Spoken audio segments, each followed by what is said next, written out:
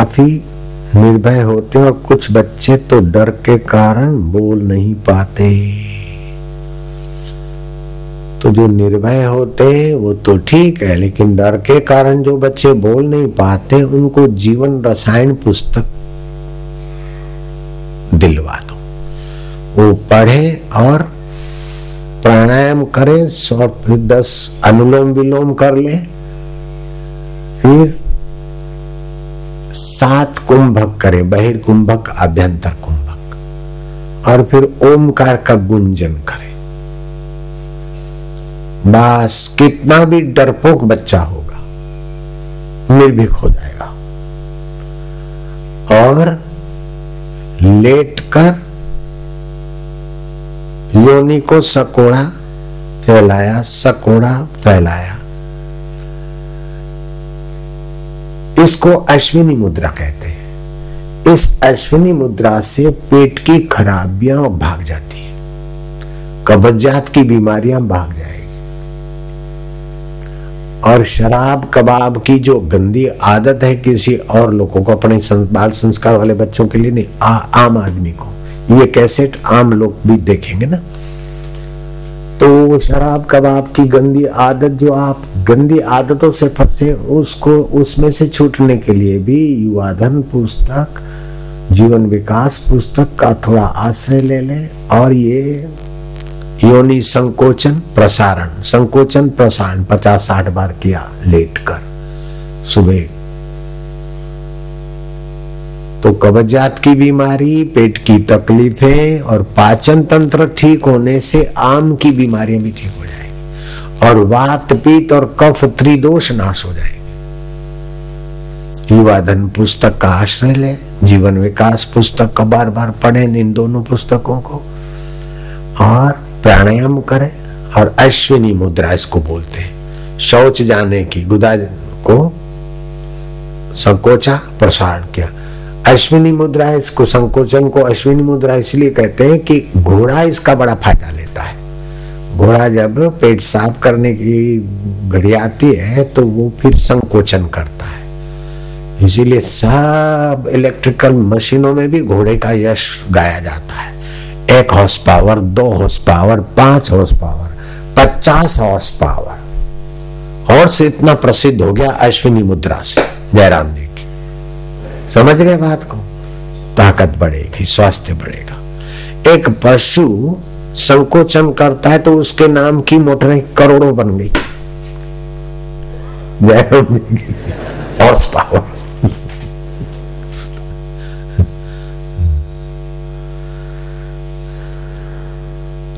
तो पावर्स बढ़ेगा, पाचन का पावर्स बढ़ेगा, त्रिदोष नाश होंगे तो सारे पावर्स बढ़ेंगे।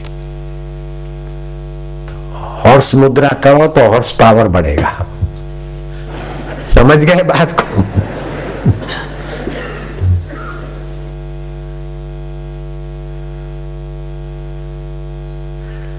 अब दिल्ली यमुना पार वालों का प्रश्न है, में भी साधक का जीवन बीच में ही झूले खाता रहता है, कभी मन विषय विकारों में के प्रति तो आकर्षित हो जाता है, तो कभी कहीं गुरुदेव के प्रति थोड़ा बहुत लगता है। तो गुरुदेव के श्री चरणों में स्थिरता से आकर्षित कैसे हो सदा के लिए, जिससे संसार का आकर्षण पूर्ण रूप से नष्ट हो जाए। अरे गुरुदेव के प्रति आकर्षण कहो, भगवान के प्रति आकर्षण कहो, कि स्व के प्रति आकर्षण कहो, एक ही तत्व के ये अनेक नाम है। आपका मन स्व के तरफ आकर्षित हो जाए, मैं तो ये भाषा भी अच्छी कहता हूं। खामखा मेरे को बदनाम मत करो कि गुरुदेव के चरणों में, गुरुदेव के चरणों में। अब आना है तो स्व सुख में, और नाम पड़ता कि गुरुदेव के चरण बोल रहा है, ये बापू के पास जाएगा, हमारा क्या होगा, ये तो मुझे बदनामी करने वाला नाम है। आप स्व के चरणों में आकर्षित हो जाओ। जयराम जी की अब स्व देखा नहीं है, उसको खोजने लग जाओ। बस गुरुदेव के चरणों में आकर्षित होने के लिए ये शब्द के लिए हम सहमति नहीं देते। भगवान के चरण बोल दो, क्योंकि मेरे चरण का नाम लोगे तो खतरा पैदा हो जाएगा मेरे लिए। भगवान के चरण कह दो, स्व के चरण कह दो जयराम जी की। आप स्व चरण में आकर्षित हो जाओ, भगवत चरण में आकर्षित हो जाओ, और जहां आपके स्व चरण है, भगवत चरण है, वही मेरे चरण है। मैं काहे को झंझट बोलूं, काहे को किसी को नाहक का कुश्ती में समय खराब करूं। अब 13वां प्रश्न है बिहार। विद्यार्थी में सत्वगुण कैसे बढ़े? बढ़िया प्रश्न है।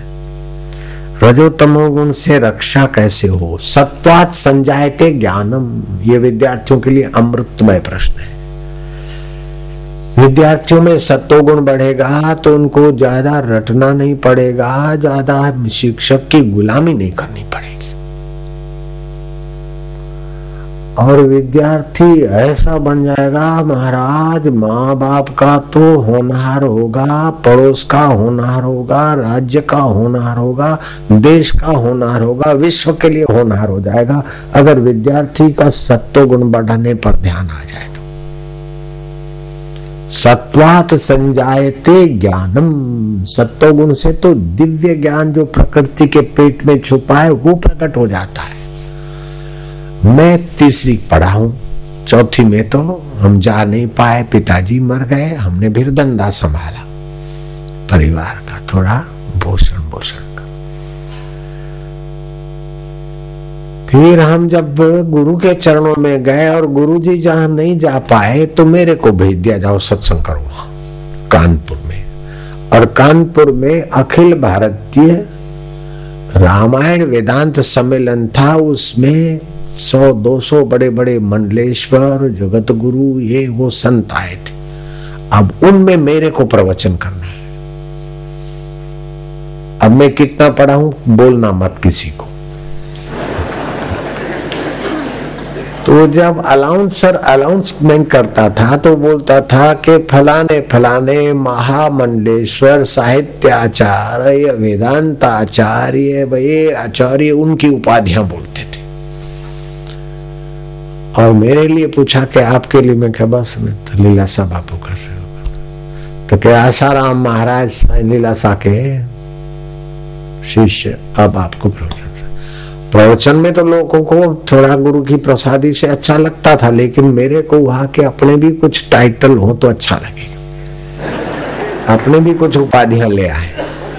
तो मैं, गर्मियों के दिन थे और गुरु जी की तो सम्मति होती थी गर्मियों के दिनों में हिमालय के तरफ। तो आपको मैं सच बताता हूं, ऋषिकेश में राघवेंद्र दर्शन महाविद्यालय अभी भी होगा या तुम, आज से 5-7 साल तक तो था, ऋषिकेश में शिवानंद डिवाइन लाइफ के आश्रम के नीचे दर्शन महाविद्यालय, राघवाचार्य उनके संस्थापक थे।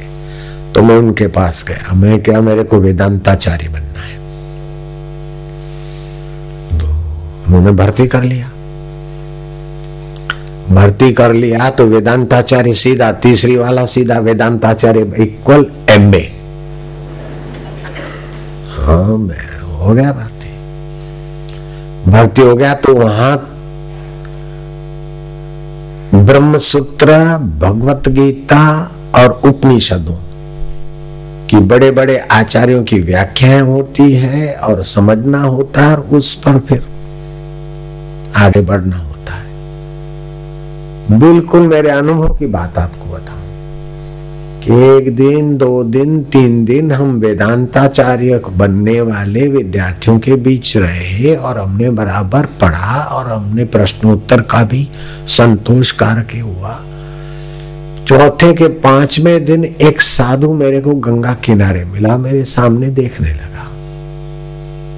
तो मेरी भी नजर गई कि मेरे सामने देख रहे। मैं दोपहर को नहाने को जाता था, तो मैं जरा उनके सामने देखा तो वो हंस पड़े।